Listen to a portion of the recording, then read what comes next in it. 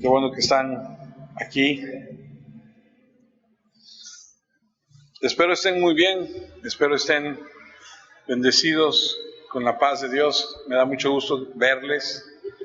Estoy muy contento de estar aquí entre ustedes. Digo, solamente me fui un domingo, ¿no? Pero me da mucho gusto estar otra vez aquí. Vamos a continuar con el estudio del libro de los Hechos. Estamos en el capítulo 18, más o menos como a la mitad. No sé si en las ocasiones en que ustedes o algunos de ustedes no han podido venir, han tenido la oportunidad de seguir los estudios a través del YouTube, en el internet, porque ahí están. Entonces, la única razón por la que pregunto es porque a lo mejor te pierdas de la continuidad, ¿no? O sea, es decir, si no pudiste por alguna razón venir y no los escuchas, entonces de repente como que pierdes un poco el hilo, pero ahí están. La página de la iglesia es Solideo Iglesia Reformada. Ahí lo pueden checar. No sé si la han visto o han ingresado a la página. Ahí están todas desde que iniciamos. Y hay algunas ahí que podrían servirles a ustedes. Y bueno, después de haber dicho esto, vamos a entrar al tema que nos compete el día de hoy. He titulado el tema, la predicación del día de hoy, del judaísmo a Jesús. El libro de los Hechos es un libro escrito por Lucas. Lucas ha andado con Jesús en sus viajes. Me ha andado con Pablo en sus viajes. Lucas es el acompañante de Pablo en este segundo viaje. Los historiadores creen que Lucas es el que escribe el libro de los Hechos por la forma en la que narra. Y entonces Lucas describe que el libro de los Hechos es un libro que algunas personas lo han llamado un libro de transición, un libro de comienzos. Es como si fuera el Génesis del Nuevo Testamento. Si usted conoce un poco la Biblia, sabe que la Biblia comienza con el libro de Génesis. Y el libro de los Hechos es considerado como el libro del Génesis del Nuevo Testamento. Lucas dice nos deja ver que el libro de los Hechos es un libro de transición, porque en los primeros años de la iglesia, cuando ésta comienza, la iglesia comienza a encontrarse con la manera de formarse, de separarse del judaísmo. Entonces lo que vamos a estudiar esta mañana es cómo es la perspectiva que nosotros como cristianos tenemos que tener del libro de los Hechos. Es decir, hemos visto el primer viaje, el segundo viaje, hemos visto cómo nació la iglesia, lo que Pedro ha hecho, lo que Pablo está haciendo, el segundo viaje, etcétera, etcétera. En eso estamos ahorita. Pero cómo es que nosotros como cristianos debemos ver la perspectiva del libro de los Hechos es muy interesante, porque el libro de los Hechos, y no quiero sonar mal, y ojalá que no lo haga, no es un libro en el que tú tienes necesariamente que basar la teología del libro de los Hechos para tu crecimiento espiritual. Déjame tratar de decírtelo de una manera un poco más sencilla. El estudio de la Biblia total, de tapa a tapa, es la palabra de Dios. Amén. No estoy diciendo que el libro de los Hechos no lo sea. Lo que estoy diciendo es que el libro de los Hechos debe verse y estudiarse como un libro que te enseña la transición de algo que están haciendo, que se llama iglesia, que somos tú y yo, y de cómo se forma, empieza a crecer y cómo se empieza a desprender de donde nace, que nace en el seno del judaísmo. Es decir, ¿se acuerdan a dónde iba Pablo cada vez que iba a un lugar a predicar? Al primer lugar a donde llegaba a la sinagoga. ¿Se acuerda a quiénes le predicaba primero? A los judíos. Entonces, por esa razón, la iglesia o el cristianismo llegó a verse como parte del judaísmo. Entonces, en la mente de la gente, el cristianismo era una rama, un brazo del judaísmo.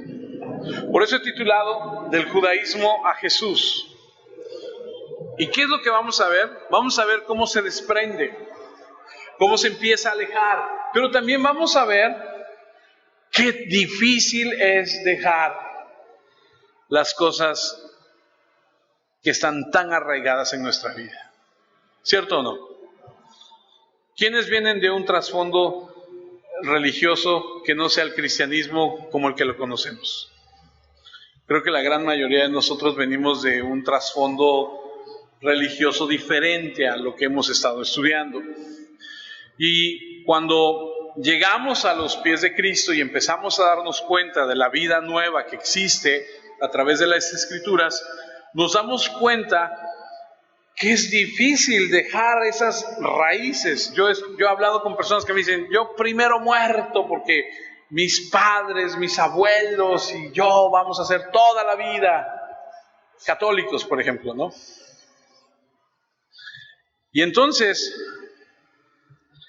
entenderemos que cuando estudiamos el libro de Hechos y vemos la iglesia primitiva, vemos que las cosas viejas del judaísmo se van a empezar a desvanecer lentamente y las nuevas gradualmente se van a empezar a introducir. Por ejemplo, el libro de Hebreos, el autor de Hebreos, que no sabemos quién es, nos da teología de la transición o la teología del cambio. Escucha, esto es importante. La teología del cambio o de la transición del judaísmo a Jesús. El de Hechos nos da la historia. Lo voy a volver a decir. Hebreos nos da la teología del cambio. Nos dice, deja de hacer esto y ponte a hacer esto. El libro de Hechos nos da la historia de cómo sucedió. Por eso es importante conocerlo. Porque cuando tú tomas literal lo que dice ahí, estás en graves problemas. Porque tú no podrías llevar a cabo todo lo que está ahí literalmente hoy en día. Entonces hay que estudiarlo y hay que ver el trasfondo y hay que ver de qué se trata. Hebreos dice, sí, hay una transición, es una teología y te enseña qué debes hacer. Hechos dice, es histórico. Y entonces el libro de Hebreos nos dice, Moisés, David, Josué, Aarón y todos los sacerdotes y todas las grandes figuras del Antiguo Testamento fueron sustituidos, fueron reemplazados por Jesús.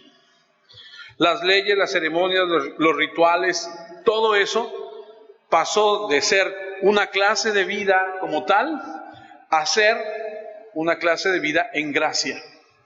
En otras palabras, lo que antes hacías externamente, ahora lo tienes que hacer interno. Y entonces debemos estudiar la Escritura de esta forma.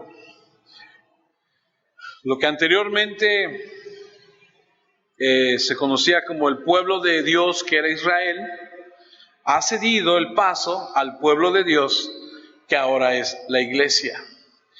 Y el sistema de múltiples sacrificios que antes se hacía ha dado el paso único al sacrificio final.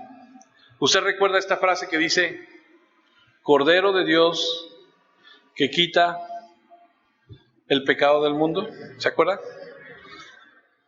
Ahora ya no hay un sistema de sacrificio semana con semana, ya no traemos aquí un animalito, lo degollamos, que escurra la sangre, ya no se hace eso. ¿Por qué? Porque Él fue a la cruz como Cordero de Dios, dio su sangre y dijo, se acabó. Ese es el nuevo pacto, eso es lo nuevo que hay. Esa es la transición, venimos de un sistema y ya se acabó ese sistema, ahora vamos a pasar a otro. Ese era el antiguo pacto y ahora vamos a pasar al nuevo pacto. Pero hoy vamos a aprender lo difícil que es, que ha sido y que fue para esos hombres que están ahí en la Escritura pasar de uno a otro. Y entonces en el flujo y en la transición del periodo de esto, a medida que la iglesia cobra su propia identidad, debemos reconocer que no fue una transición fácil. El libro de los Hechos, la historia más bien del libro de los Hechos, nos da muchas percepciones sobre la profundidad del judaísmo. Muchos vieron a Jesús como el Salvador.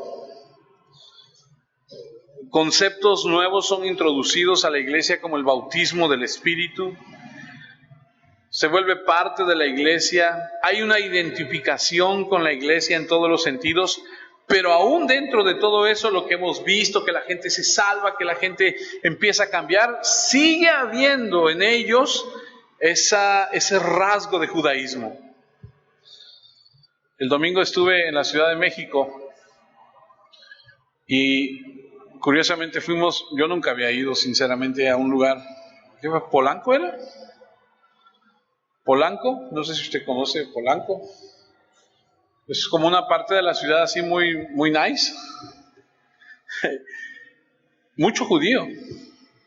Y me llamó mucho la atención. Digo, yo conozco un poquito de la vida de los judíos y he estudiado un poco de ellos y todo, pero me llamó la atención que los niños de corta edad traen, no sé ni cómo se llaman, discúlpeme, a lo mejor usted sabe cómo se llama, pero traen aquí su gorrito aquí, ¿no? Y mucha gente, ¿no? Y su barba, y los niños chiquitos traen aquí en su cinturón, aquí colgando unos hilos, que tienen una enseñanza, que es un símbolo, y a lo que voy, y por qué lo menciono, es porque muchos creían en Jesús, pero tenían tan arraigado todavía esas raíces ahí en sus mentes del judaísmo, y lo hace tan difícil. Y el libro de los Hechos es un libro que debemos estudiarlo de esa forma, porque no debemos basar una teología sistemática. En otras palabras, no puedes ir al libro de los Hechos y simplemente tomar estas cosas y enmarcarlas como una teología normal. No funciona así, y la razón por la que no funciona es porque está en una transición. Déjame darte un ejemplo. Vamos a Hechos 19, para que empecemos a entender un poco más. Hechos 19, versículo 2. Y les dijo, esto lo vamos a ver después porque estamos en el 18, pero permítame usar esto de ejemplo. Y les dijo, ¿recibisteis el Espíritu Santo cuando creíste? ¿Cuando creísteis? Y ellos le dijeron, ni siquiera hemos oído si hay Espíritu Santo. Ahora, este es el libro de los Hechos, Por eso es tan importante estudiarlo y comprenderlo, por lo que le voy a decir a continuación. Cuando tú lees esto, deja una implicación muy seria, porque Pablo estaba asumiendo que usted podría creer y no recibir al Espíritu Santo. Aquí, libro de los Hechos. Pero cuando tú vas a Romanos 8:9, es el mismo apóstol, Pablo. Ahora él dice, mas vosotros no vivís según la carne, sino según el Espíritu. Si es que el Espíritu de Dios mora en vosotros, y si alguno no tiene el Espíritu de Cristo, ¿qué dice? No es de él. Y entonces aquí está diciendo otra cosa. Aquí está diciendo, cuando tú crees, tú lo recibes, tú lo tienes. Pero cuando lo dijo en Hechos, dijo, era otra cosa. Entonces vemos que hay una transición, hay un cambio, hay una enseñanza, hay una madurez. Y la declaración de Romanos es una declaración absoluta de que todo cristiano tiene el Espíritu Santo. La declaración puede indicar que hay una brecha entre el momento en el que una persona es salva y el momento en el que recibe el Espíritu Santo.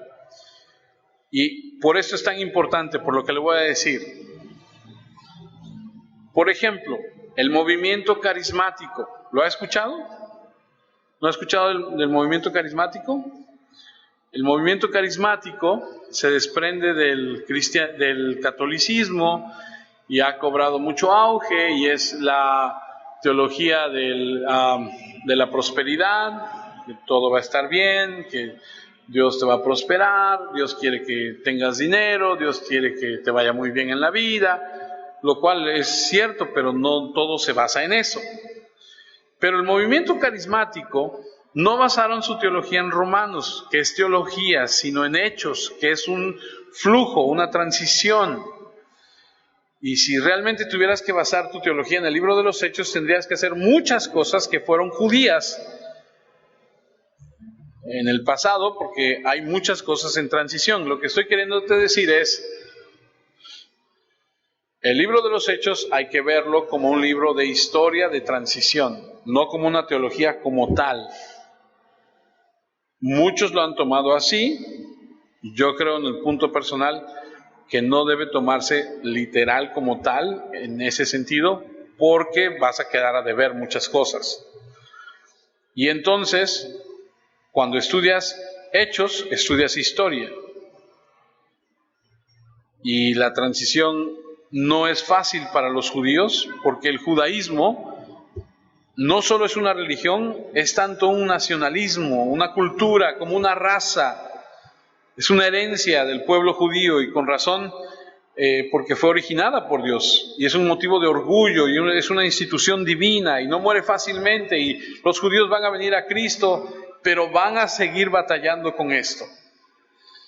Y así es que vemos que va a ser difícil para ellos. ¿Y por qué estoy diciendo todo esto?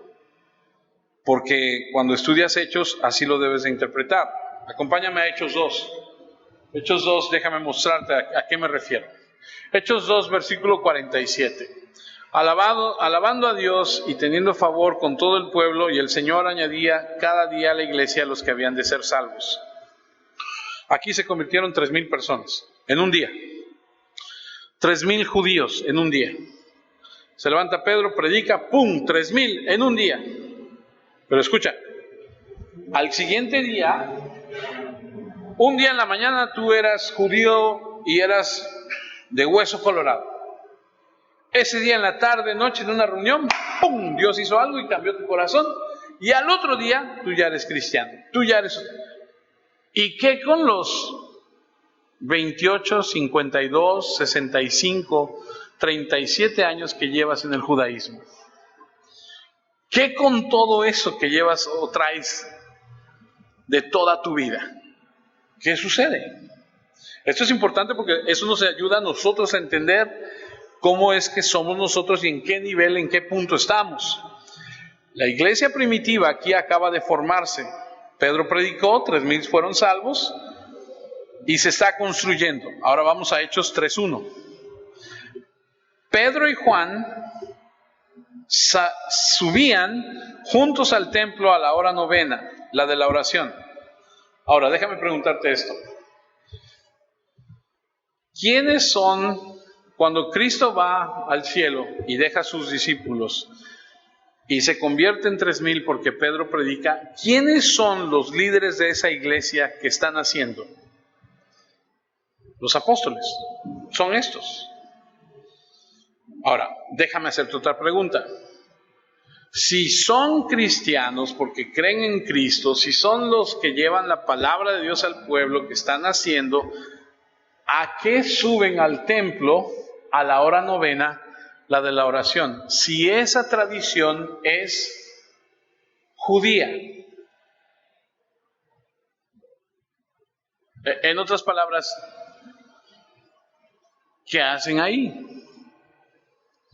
Ahora, no me lo tome mal, no estoy diciendo que esté mal, lo que estoy diciendo es que yo lo estoy viendo desde una perspectiva que ellos traen arraigado esto y todavía iban al templo donde el velo ya se había rasgado en dos y subían al templo a la hora de la oración judía como era tradición. Déjame decirte algo, el judaísmo murió lentamente porque fue una forma de vida de muchos años. De muchos años. Vamos a otra, Hechos 11. Hechos 11:15. Aquí está Pedro otra vez. Y cuando comencé a hablar, cayó el Espíritu Santo sobre ellos, también como sobre nosotros al principio.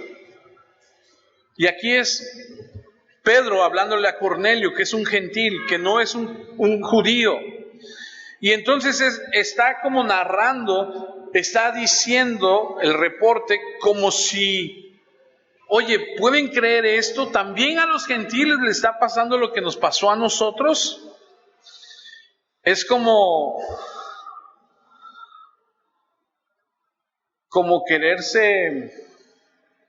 querer dar una explicación.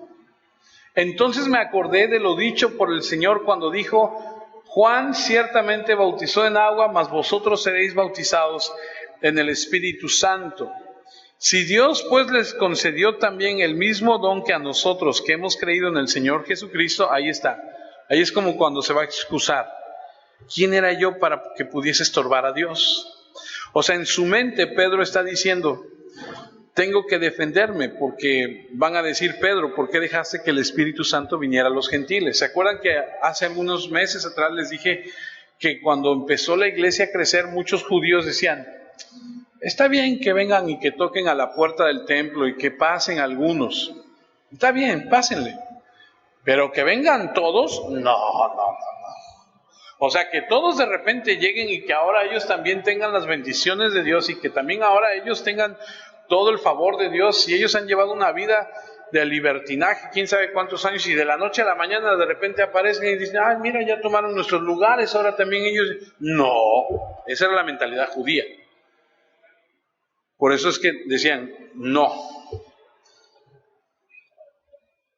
Entonces, en la transición hay una dificultad en la mente de ellos.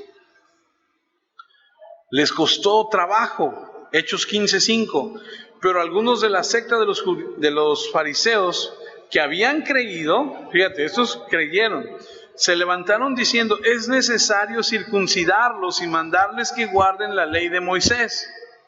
O sea, sí creemos en Cristo, sí está bien, pero que se circunciden y que guarden la ley de Moisés. Y entonces lo que están diciendo es: ok, está bien, pero tienen que ser parte de nosotros y hacer lo que nosotros hacemos. No, porque cuando pasó esto, hubo un consejo en Jerusalén, usted se acuerda que ya lo estudiamos, y que dijeron: los gentiles van a ser salvos por la fe. Y entonces podemos ver que hay un choque aquí en la mente de ellos, aquí en su corazón, porque tienen dificultades, porque les es difícil desprenderse de esto. Alguien escribió que el judaísmo para Dios murió, pero que el entierro llevó mucho tiempo. O sea, lo seguían llevando a cabo todavía. Entonces, aquí podemos ver que en el libro de los Hechos hay muchos factores que nos permiten darnos cuenta de las situaciones. O sea, Juan y Pedro suben todavía a la hora a orar cuando ellos realmente estaban ya en otro canal. Pedro como que se quiere excusar porque vino el Espíritu Santo y da una razón y dice: pero ¿y yo quién soy? Como queriéndose un poco excusar de lo que está pasando, porque les está costando un poquito aún a ellos. Incluso lo que decíamos hace un momento, cuando Pablo llegaba a un lugar, lo primero que hacía Pablo era ir a la sinagoga. Hechos 19,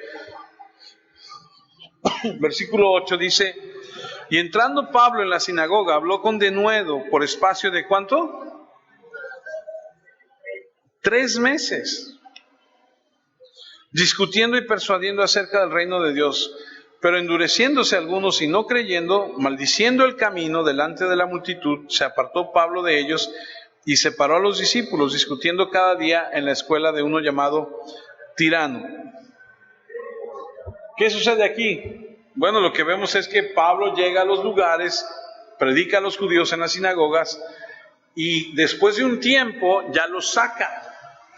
Entonces para ellos era difícil desprenderse, porque incluso la iglesia cristiana nace dentro de las sinagogas. Otro ejemplo que tenemos es Aquila y a Priscila. Cuando Pablo llegó a Corinto, dijimos hace 15 días que era muy probable que los hubiera conocido en la sinagoga, porque él todavía asistía a las sinagogas a predicar. Incluso se reunían en la sinagoga todavía. Hechos 18, versículo 24, dice: llegó entonces a Éfeso un judío llamado Apolos, natural de Alejandría, varón elocuente, poderoso en las Escrituras. Este había sido instruido en el camino del Señor, y siendo de espíritu fervoroso, hablaba y enseñaba diligentemente lo concerniente al Señor, aunque solamente conocía el bautismo de Juan. Y comenzó a hablar con denuedo en la sinagoga, pero cuando le oyeron Priscila y Aquila, le tomaron aparte y le expusieron más exactamente el camino de Dios. Y queriendo él pasar de Acaya, los hermanos le animaron y escribieron a los discípulos que le recibiesen. Y llegando él allá, fue de gran provecho para los que por gracia habían creído, porque con gran vehemencia refutaba públicamente a los judíos, demostrando por las Escrituras que Jesús era el Cristo. Y lo que vemos aquí es que siguen en las sinagogas, siguen estando ahí, reuniéndose. No fue hasta después que se escribe que Aquila y Priscila salen de la sinagoga y establecen en su casa una iglesia. ¿A qué voy con todo esto? Difícil romper con muchos años de tradición. Y Hechos relata a través de sus páginas cómo es que esto está ahí, sigue ahí.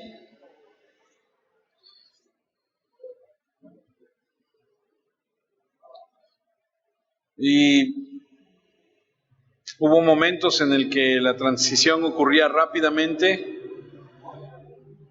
y cuando los judíos realmente se enojaban, a veces la iglesia salía disparada de la sinagoga. Por ejemplo, lo vimos hace 15 días, Hechos 18:6, pero oponiéndose y blasfemando estos, les dijo, sacudiéndose los vestidos, vuestra sangre sea sobre vuestra propia cabeza, yo limpio, desde ahora me iré a los gentiles. Y se fue a la casa de Junto. ¿Se acuerdan que aprendimos que Pablo se fue a la casa de Junto? Entonces, ¿qué aprendimos?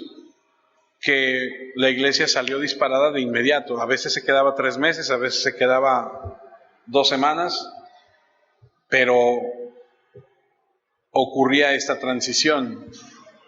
Y todo esto nos va a llevar a ver a 3 personas que van a sufrir esa transición en el libro de los Hechos. Para los que anotan, va a ser Pablo, Apolos y los 12 discípulos de Juan el Bautista. No los vamos a poder ver todos hoy. ¿Por qué estamos diciendo todo esto? Porque vamos a estudiar la vida de Pablo, Apolos y 12 discípulos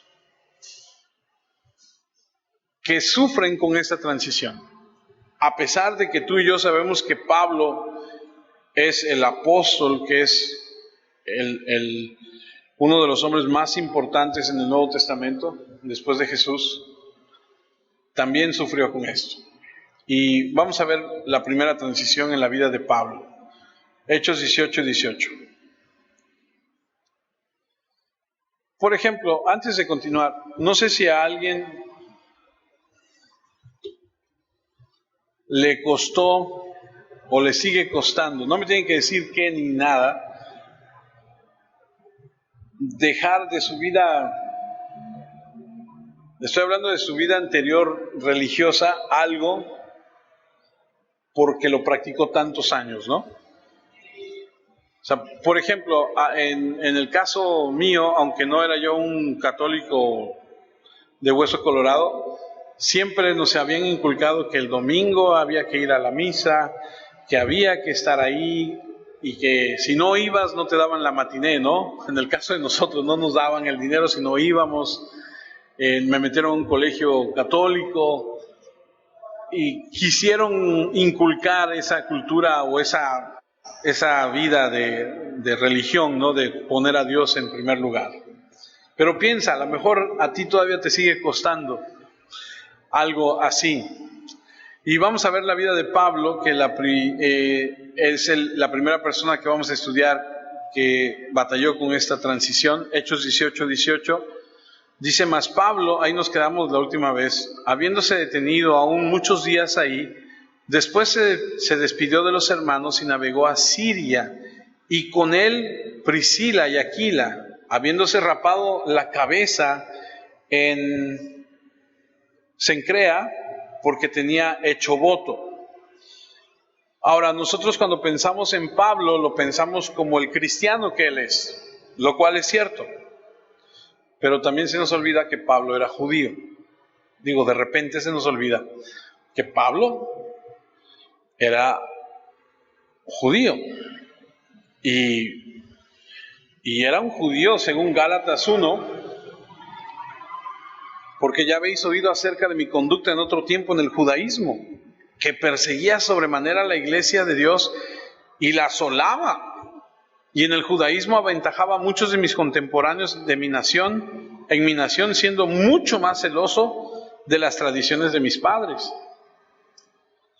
Y luego él en Filipenses dice, circuncidado al 8º día del linaje de Israel, de la tribu de Benjamín, hebreo de hebreos en cuanto a la ley, fariseo en cuanto a celo, perseguidor de la iglesia en cuanto a la justicia que es en la ley, irreprensible. Este es un judío de esos de cepa, de esos de hueso colorado, ¿no? Es un, en toda la extensión de la palabra, pero se convierte al cristianismo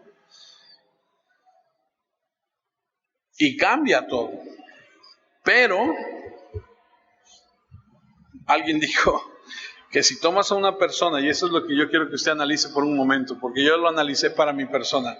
Si tomas a una persona con un temperamento, vamos a decirlo así, difícil, y una actitud pésima, y se salva, la salvación es así instantánea. Pero ¿qué pasa con su carácter? ¿Qué pasa con su temperamento? ¿Ya al otro día es la persona más amable del mundo? ¿Ya al otro día es la persona más positiva del mundo? No, claro que no. Y alguien dijo, si tú tomas a una persona con una actitud pésima, con un temperamento difícil y se salva, ahora tienes un cristiano con una actitud pésima, con un carácter difícil. Y entonces muchos decimos, pues con razón.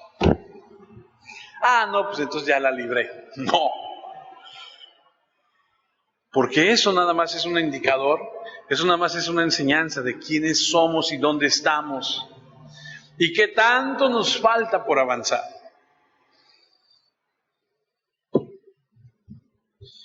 La Biblia dice en 2 Corintios 3:18, por tanto nosotros todos, mirando a cara descubierta como en un espejo, la gloria del Señor, somos transformados de gloria en gloria, en la misma imagen. Cuando tú te ves al espejo, ¿tú ves a Cristo?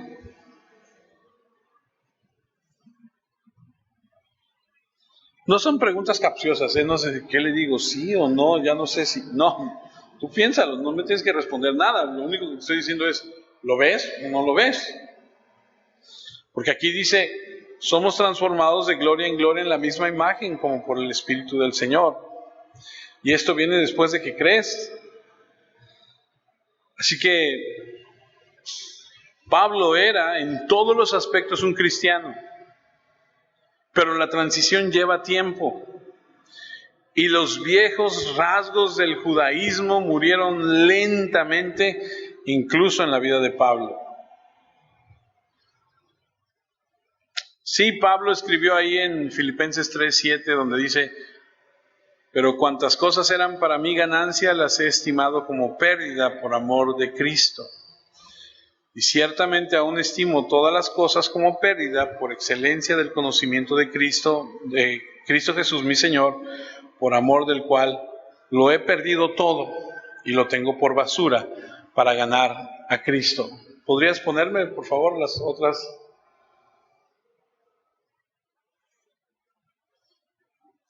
No, es...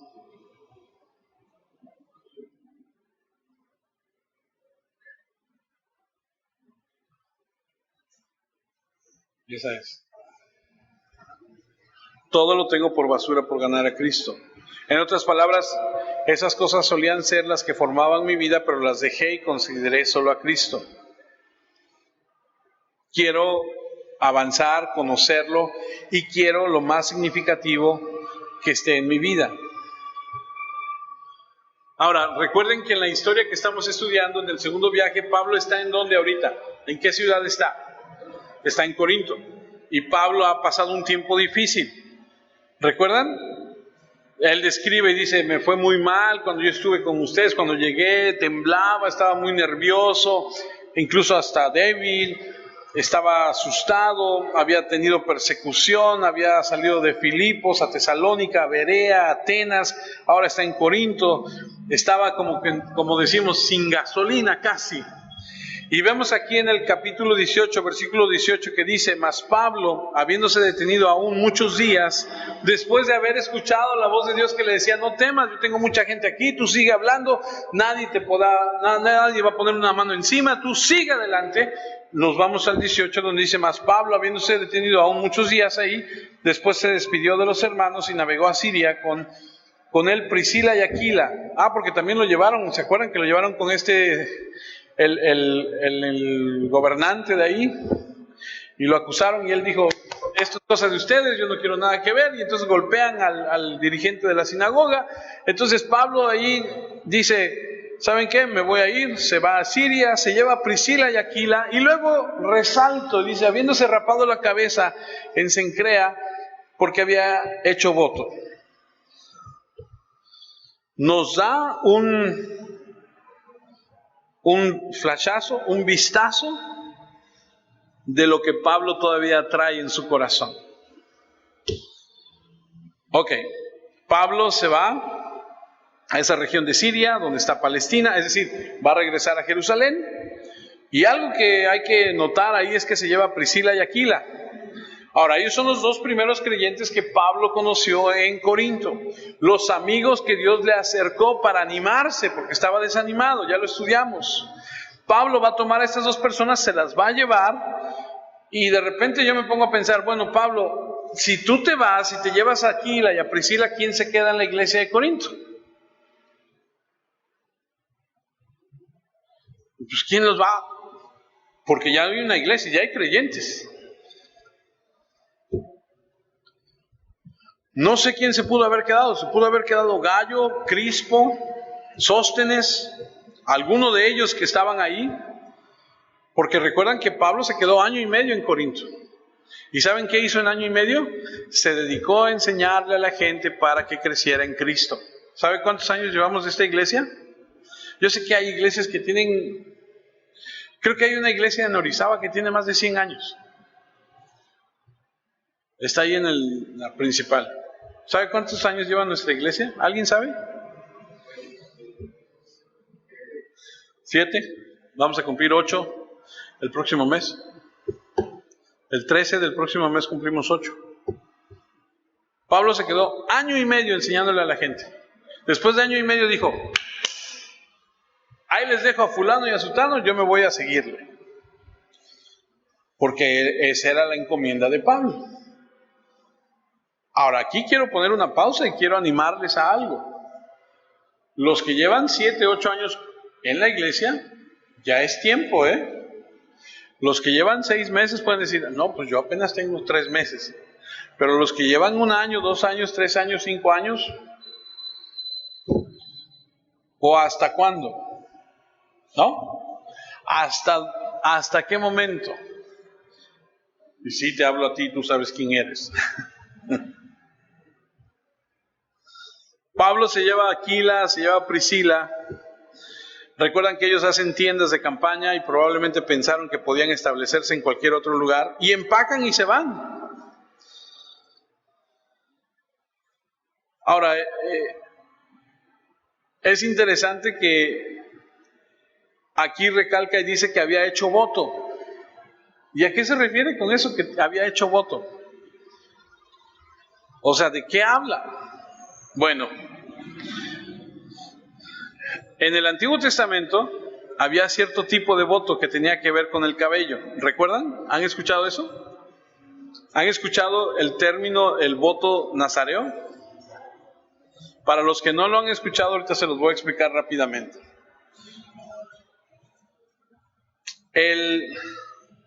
Este voto nazareo no tiene nada que ver con Nazaret. Nazaret es una ciudad. No tiene nada que ver con Nazareno. Nazareno es la persona que es de Nazaret.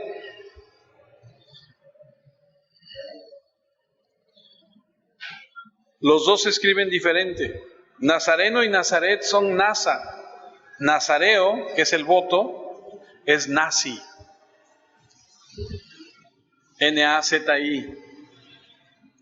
De ahí vienen. Jesús era un nazareno. No significa que tuviera voto nazareno. Jesús había nacido en Nazaret. Ahora, déjeme tratar de explicarle de qué estamos hablando.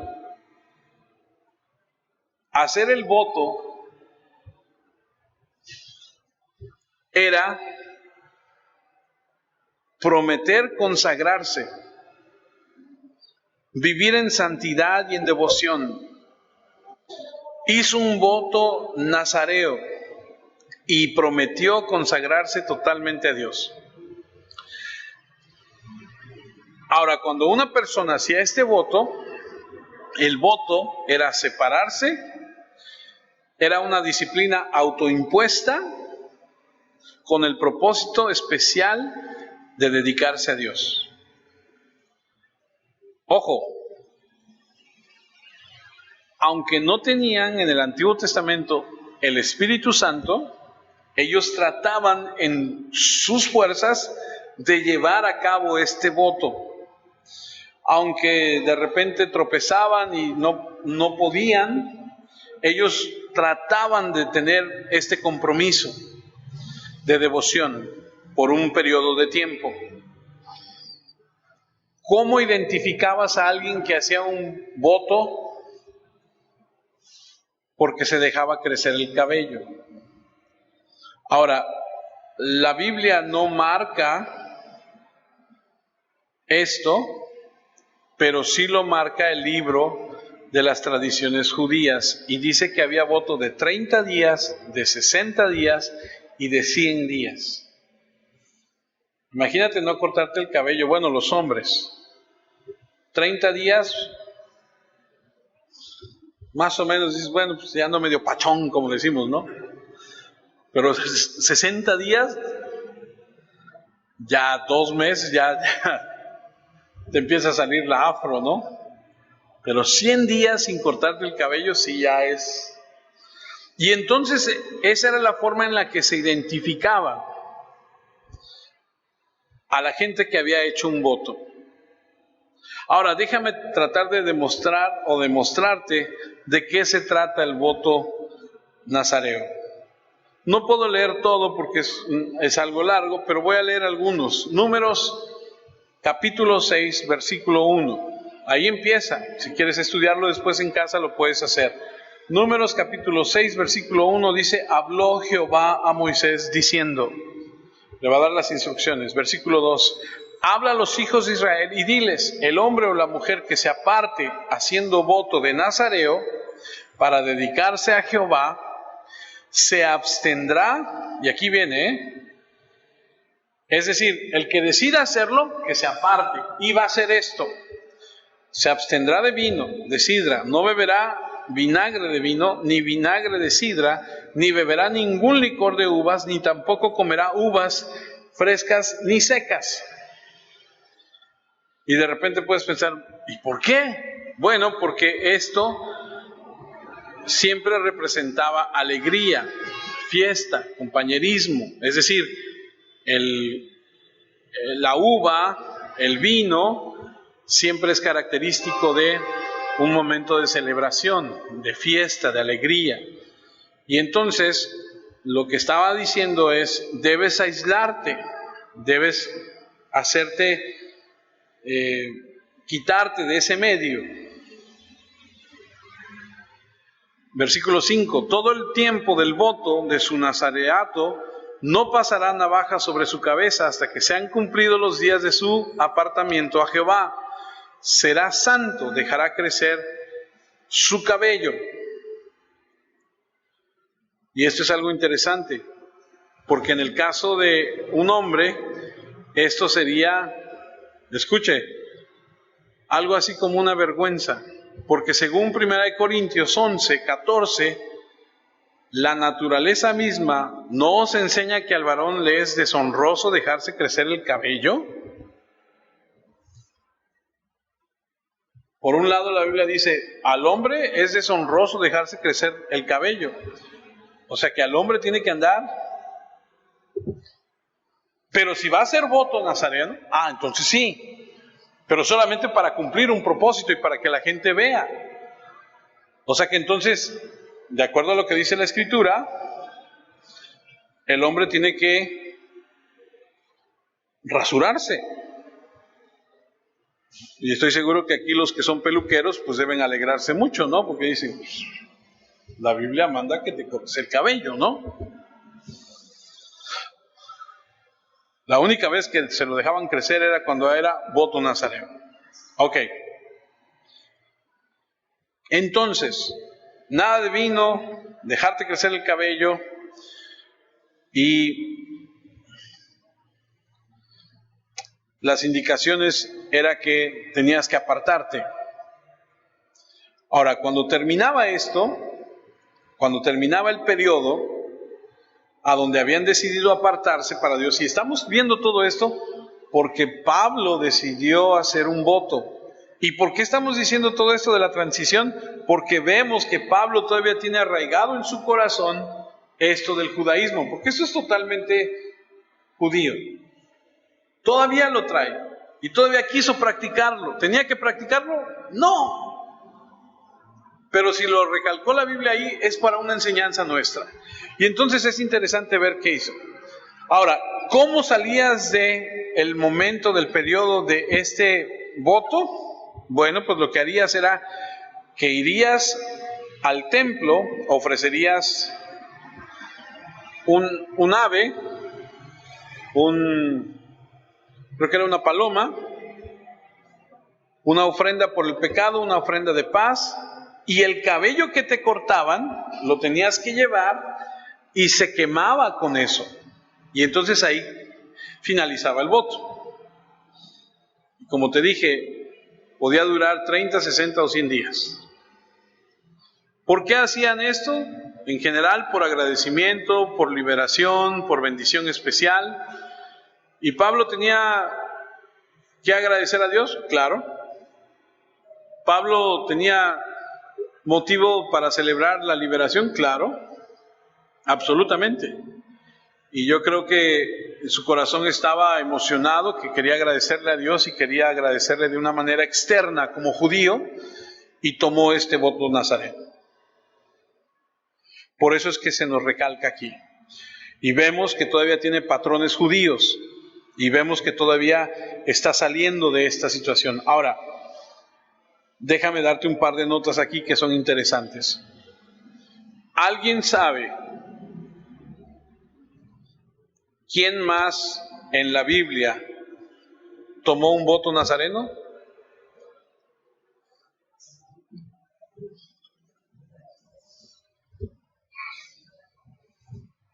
Uno que tenía mucha fuerza, así que agarraba los leones y los partía.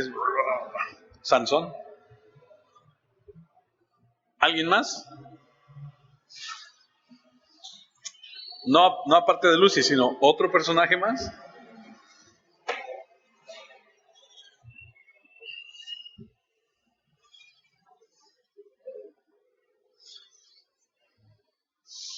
¿No? ¿Quién? ¿No? ¿Samuel? ¿Alguien más? Son 3. Sansón, el profeta Samuel, y falta uno del Nuevo Testamento. Rafita, ¿tú qué opinas? Juan el Bautista. Ahora, los 3, ellos no hicieron ese voto. Ellos no dijeron, nosotros vamos a tomar el voto nazareno y nosotros nos vamos a apartar para... No.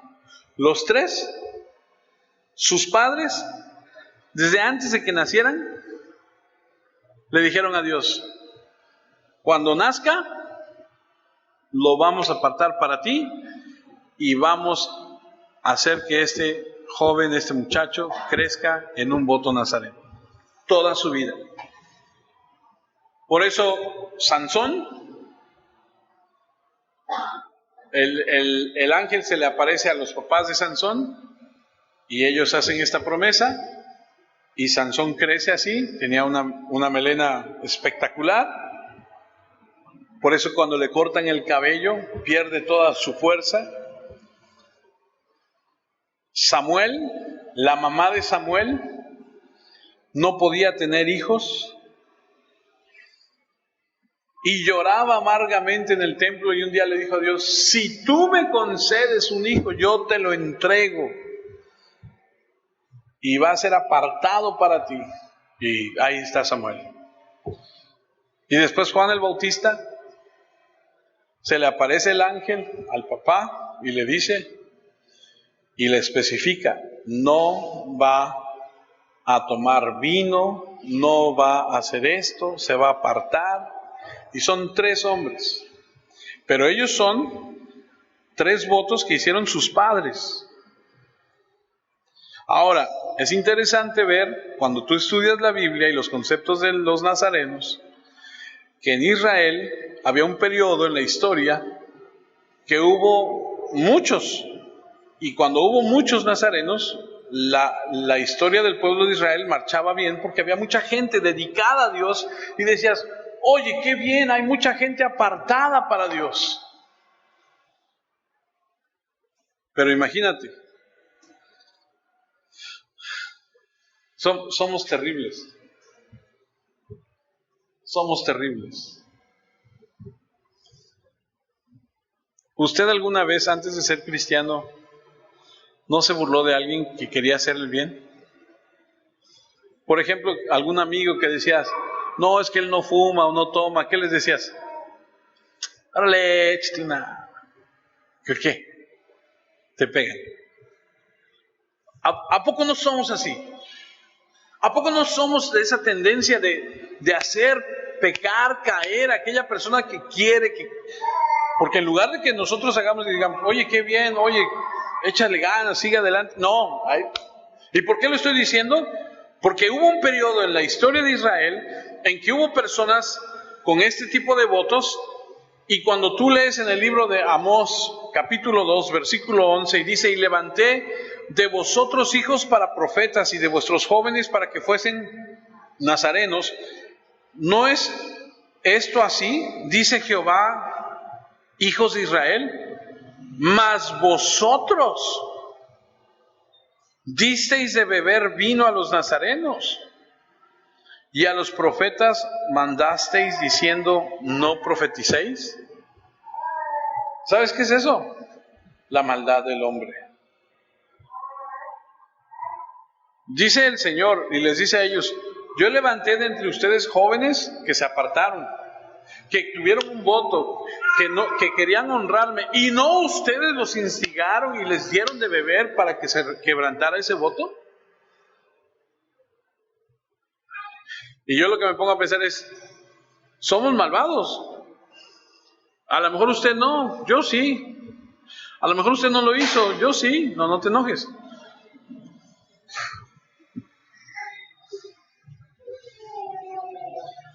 En el Antiguo Testamento, un nazareno totalmente separado para Dios no tocaba nada de esto.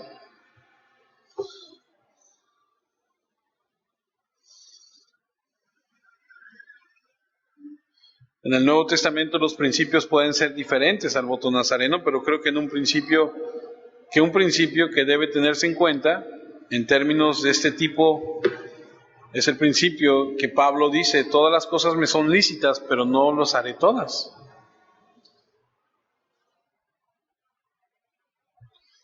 Y creo realmente que todo lo que afecte tus sentidos no es de Dios. Llámese licor, llámese drogas, llámese como se llame. Entonces cuando ibas a Israel y veías a gente que estaba en esta actitud, decías, alabado sea el Señor, porque hay mucha gente buscando a Dios. Pero también hay otra parte, en Lamentaciones 4, a donde el profeta Jeremías escribe, sus nobles fueron más puros que la nieve, más blancos que la leche, más rubios eran sus cuerpos que el coral, su talle más hermoso que el zafiro. Oscuro más que la negrura es su aspecto, no los conocen por las calles, su piel está pegada a sus huesos, seca como un palo. ¿Qué sucedió aquí? Mostró el libertinaje de Israel, porque los emborracharon, porque no respetaron.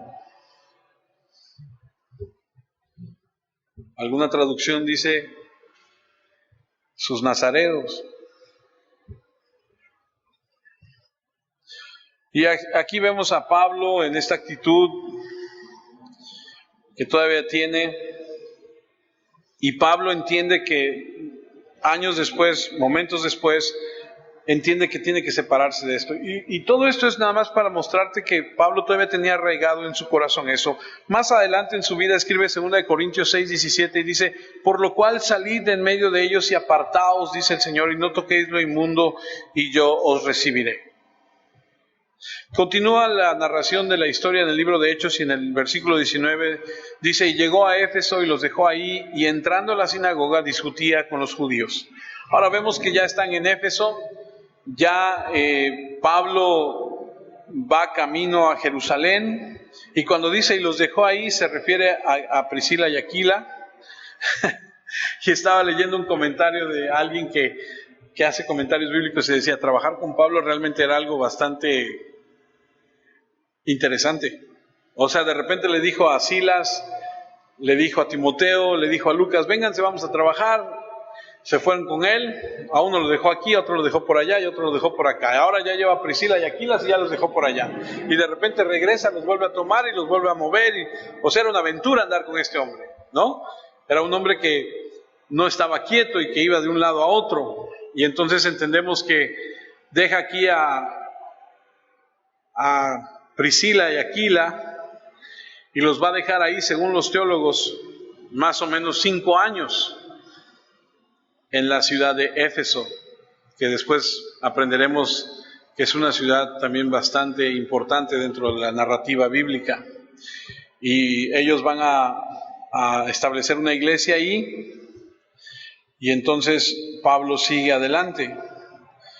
Hechos 18:20, los cuales le rogaban que se quedasen con ellos, pero más tiempo, mas no accedió. O sea, Pablo estuvo en Éfeso un rato, dejó a Aquila, a Priscila, le rogaron que se quedaran, no quiso, siguió adelante, se fue, versículo 21, se despidió, sino que se despidió de ellos diciendo: es necesario que en todo caso yo guarde en Jerusalén la fiesta que viene, pero otra vez volveré a vosotros si Dios quiere, y zarpó de Éfeso. Versículo 22, habiendo arribado a Cesarea, subió para saludar a la iglesia. Y esta expresión de subió, para aquellos que les gusta mucho la historia bíblica, la única ciudad que narra la Biblia que alguien sube a ella es Jerusalén.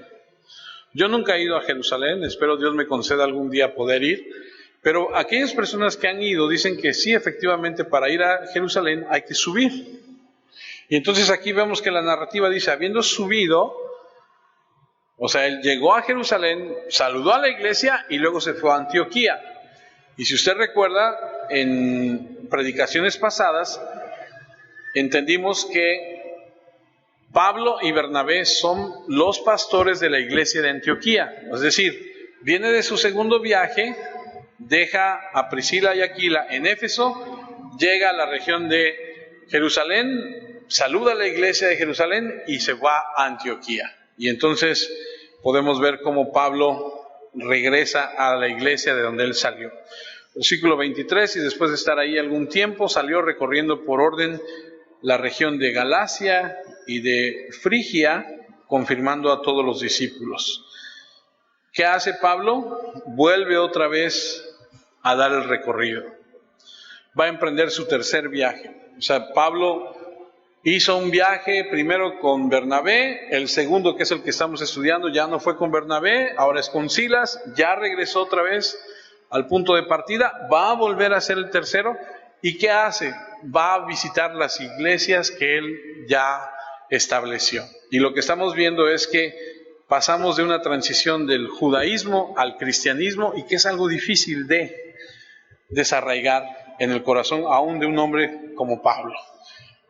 Dicen algunos comentaristas que Pablo se cortó el cabello y que llevó el cabello como tal a Jerusalén para ofrecerlo, como era la tradición, con una ofrenda de paz, una ofrenda para el pecado y el cabello que él se había cortado, porque así era como se dictaba en aquel entonces que se debía hacer. Eso no lo podemos leer ahí, pero lo sabemos por la historia. Entonces, vamos la próxima semana a estudiar Apolos, cómo es que él también va a sufrir esta transición de lo antiguo a lo nuevo y cómo es que Dios nos va enseñando a través de esto para nuestras vidas. Espero que les sirva y que lo podamos poner en práctica. Piense qué es lo que usted necesita dejar de la vida que usted traía antes de Cristo, porque a lo mejor usted todavía tiene cosas que todavía está haciendo.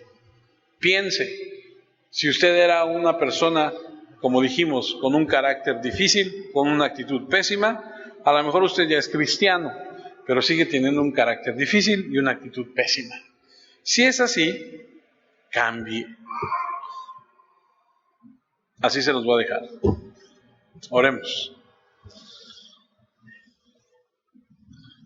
Señor, queremos agradecerte por este tiempo en tu palabra, pedirte, Padre, que nos ayudes a entenderla, a vivirla sobre todo, a ponerla en práctica para la gloria de tu nombre. Señor, te damos muchas gracias porque podemos ver que a través de ella nos muestras, nos enseñas, nos haces crecer y madurar. Este tiempo te agradecemos que nos des la oportunidad de estar juntos. Te pedimos, Padre, que podamos, Señor, seguir adelante con la obra que tú has empezado en nuestras vidas. Que nos des tu gracia y tu favor. Que esta semana que, Señor, está por comenzar, si es que tú lo permites, sea una semana de bendición para todos. Que nos guardes, que nos ayudes, que nos protejas, que nos hagas crecer y madurar. Que las situaciones que tengamos que enfrentar, lo hagamos en tu nombre y contigo. Estando en paz, estando, Señor, seguros, confiados de lo que tú quieres y de lo que tú tienes para nosotros. En Cristo Jesús.